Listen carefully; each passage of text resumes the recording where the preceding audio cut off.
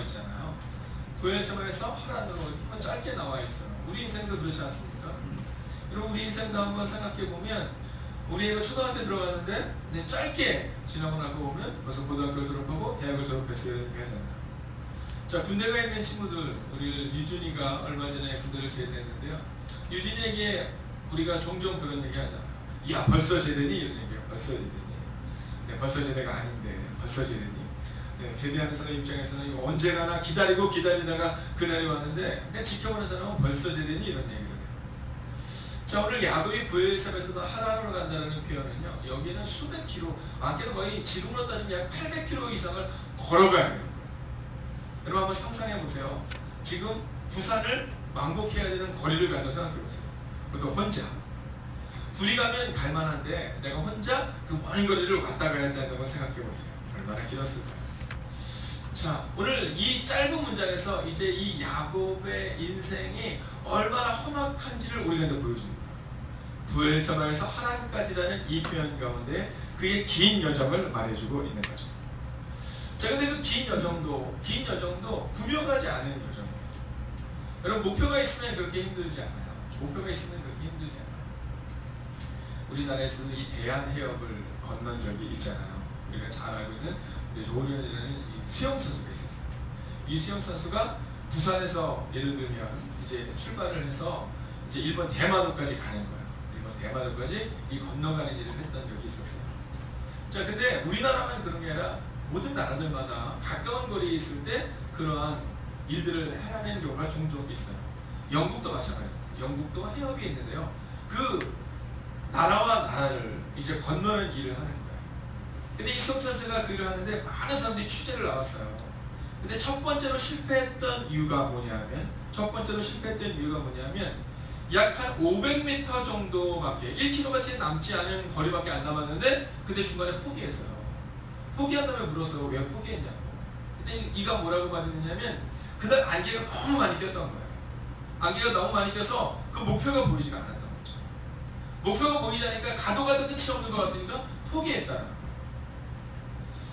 여러분 우리 인생이 그렇습니다. 우리 인생이요, 딱 분명한 목표가 있으면 갈만해요. 저희가 하반기 11월 11일입니다. 오늘 새벽 교대에 나오신 여러분 잘 오신 거예요.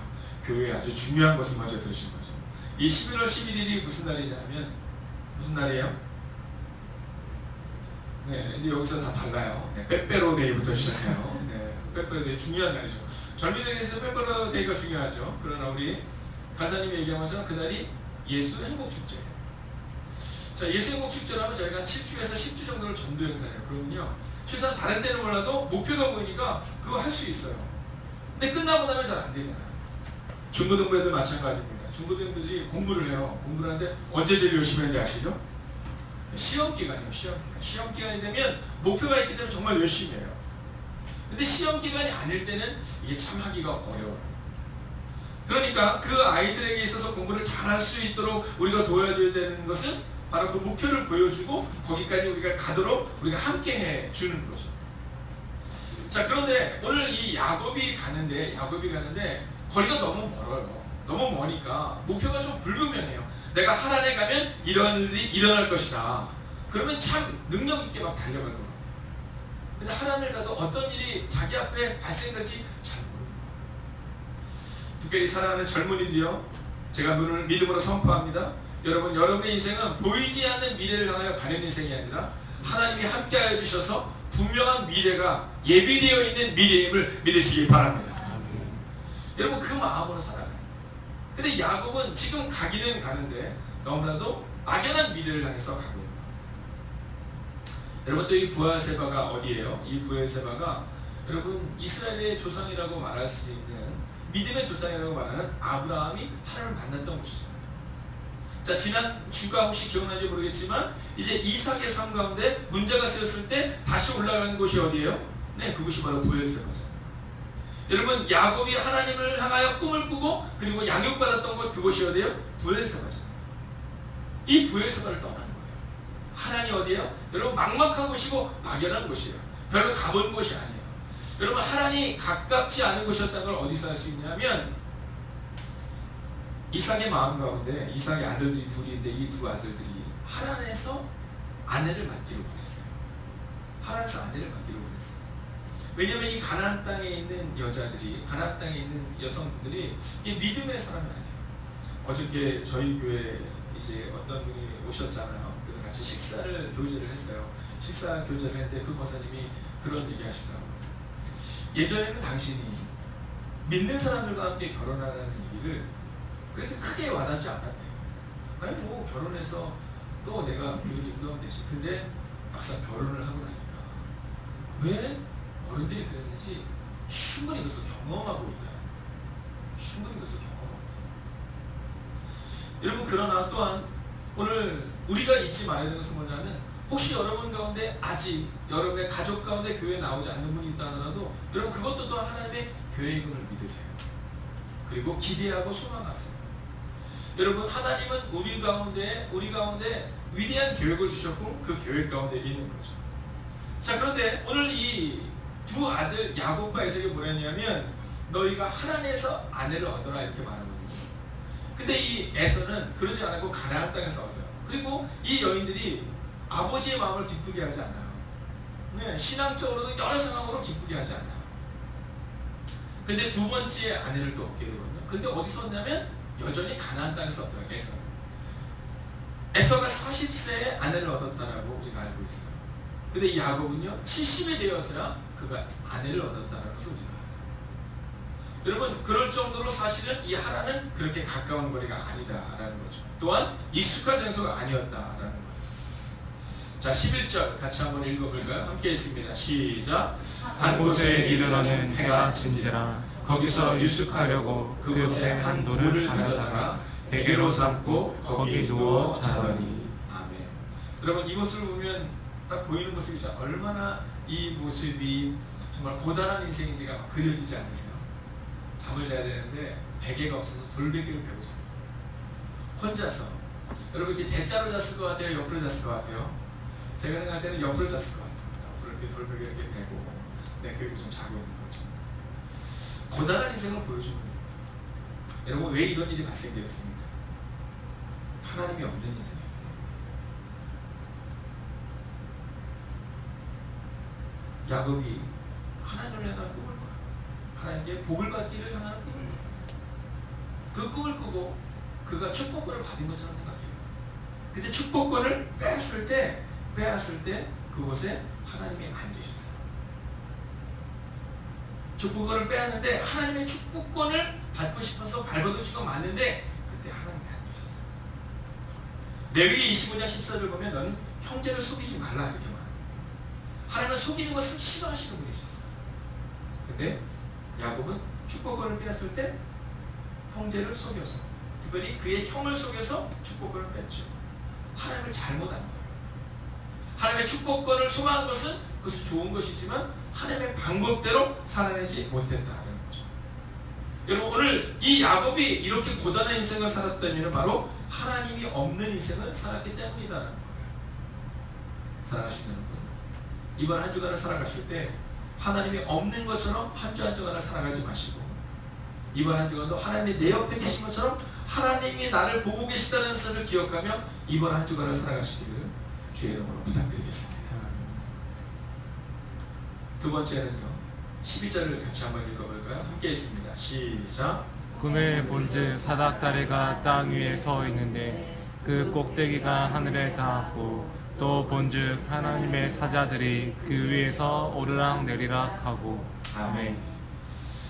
여러분, 오늘 야곱이 브엘세바를 떠나서 하란이라는 곳을 향해서 계속 가고 있는 겁니다. 왜냐하면 오늘 이 야곱에게 있어서 목표가 있어요. 어떤 목표? 야곱은 늘 목적주의적인 사람이었어요. 여러분, 제가 오늘 믿음으로 선포하겠습니다. 여러분, 목적지향적인 사람이 되지 마시고 하나님 중심의 사람이 되십시오. 여러분, 이것을 기억하셔야 돼요. 목적지향적인 사람이 되지는 않아요. 하나님 중심의 사람이 돼야죠. 이 야곱이 얼마나 목적지향적인 사람이었냐면요, 태어날 때 그의 형의 발뒤꿈치를 잡고 태어났잖아요. 여러분, 그 정도였어요. 그러니까 첫 번째로 나와야 되는 거. 나가려는 사람을 붙잡고 나온 사람, 그가 야곱이잖아요. 여러분, 하나님이 없는 것처럼 축복권을 빼앗은 사람이 누구예요? 그가 야곱이잖아요. 오늘도 보세요. 오늘 야곱이 브엘세바를 떠나서 하란으로 갈 때 하란이 그의 목표예요. 왜냐하면 빨리 하나님에 가서 부모가 말한 대로 아내를 얻고 그리고 그 땅에서 잘 돼서 돌아와야지 하는 꿈을 꾼 거죠. 늘 목적지향적인 사람이었어요. 그런데 그에게 있어서 중요한 장소는 브엘세바와 하나님밖에 없는 거예요. 여러분, 그에게 있어서 중요한 것은 축복권밖에 없었던 거죠. 그에게 있어서 중요했던 것은 성공밖에 없었다는 거죠. 근데 오늘 그가 그 중간에 그의 평생에 있어서 단 한 번도 중요한 것이 아니었던 그곳에서 하나님을 만나게 되는 놀라운 일이 발생합니다. 오늘 브엘세바를 따서 하란으로 가는데 야곱의 생각할 때는 하란에서 역사가 나타나야 되는데 하란에서 하나님의 그를 찾아와 주셔야 되는데 전혀 상관없는 그냥 유숙하고 있는 엎드려 자고 있는 힘들어서 아파하고 인생의 고난한 인생 가운데 눈물을 흘리고 있는 그에게 하나님이 찾아오신 거예요.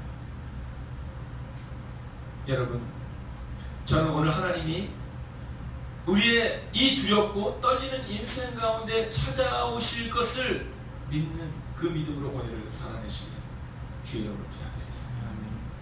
오늘 그 마음을 삽니다. 여러분, 우리가 생각할 때는 이제 내가 이 사업을 이루고 나면, 내가 이 문제를 이루고 나면, 우리 아이들이 이 문제를 통과하고 나면 이라고 생각하지만 그게 아니라 삶의 목표가 성공이 아니라 삶의 목표가 성공적인 인생이 아니라 하나님이 돼요.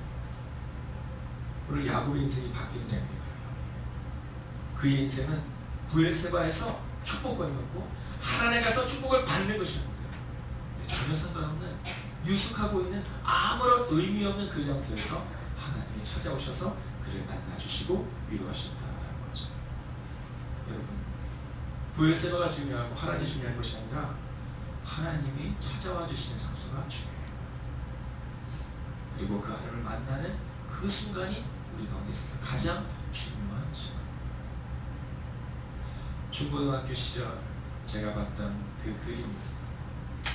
아마 저희 전도사님이 보여주셨던 걸로 생각나기도 하고 잘 기억은 나지 않지만 그 그림의 제목도 잘 기억은 나지 않습니다. 아마 평안, 보호 뭐 이런 그림이었던 것 같아요.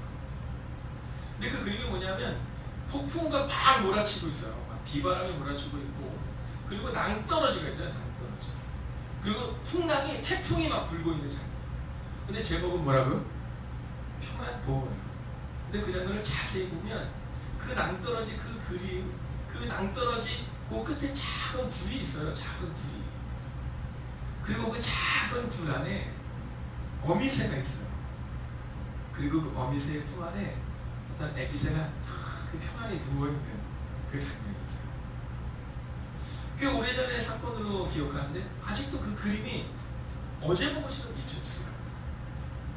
밖에는 풍랑이 치고 있고 비바람이 풀어치고 있고 그리고 낭떠러지 가운데 있는 것처럼 보이는데 그 안에 굴에 그 어미새가 아기새를 이렇게 품고 있는데 그 아기새는 잠자고 있는 듯한 모습으로 평안한 모습으로 있다라는 거죠. 여러분, 편안한 것과 평안한 것을 착각하지 마세요. 편안한 것은 몸이 편안한 것이지만 평안이라는 것은 몸은 힘들어도 하나님의 보호하심 가운데 있으면 그러면 하나님의 평안을 누리게 되는 거예요. 오늘 야곱은 누구보다도 고단한 인생을 살았어요. 그러나 하나님이 그와 함께 하시는 이 순간을 경험하고 이제 내일 하나님의 음성을 듣는 순간부터 야곱의 인생이 성공지향적인 인생으로 늘 쫓기는 인생에서 이제 하나님을 신뢰하는 인생으로 바뀌어요. 그리고 그 장소가 약속의 장소가 돼요.